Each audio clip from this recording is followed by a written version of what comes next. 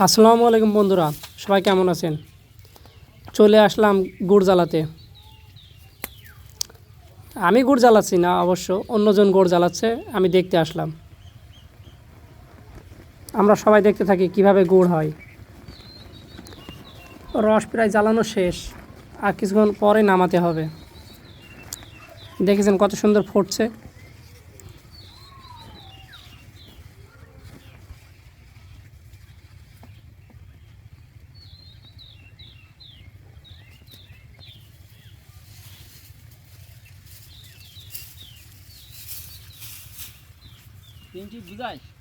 হুম,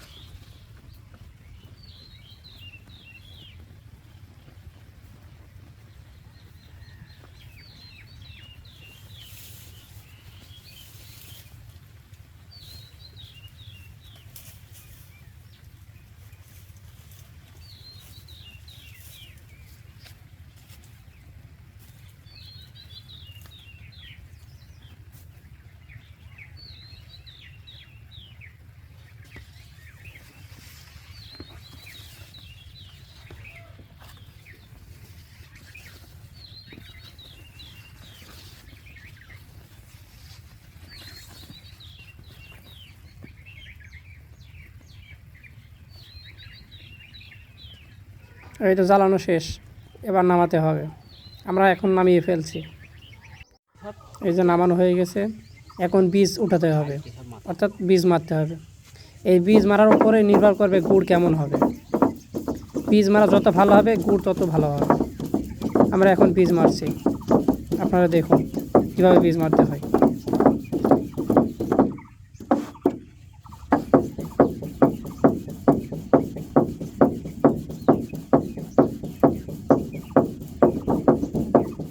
বন্ধুরা, এই যে দেখছেন না, আস্তে আস্তে সাদা হয়ে যাচ্ছে। এই সাদা যত ভালো হবে, তত বীজটা ভালো হবে।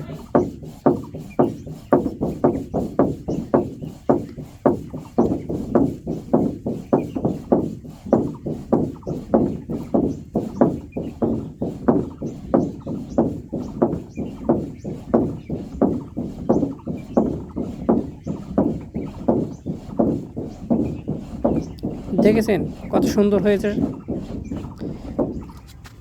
বীজ মারা শেষ। এবার এই বীজের সাথে অল্প কিছু গুড় নিয়ে মেশাতে হবে। তারপর সম্পূর্ণ গুড় ভালো করে মেশাতে হবে, তাহলে কমপ্লিট।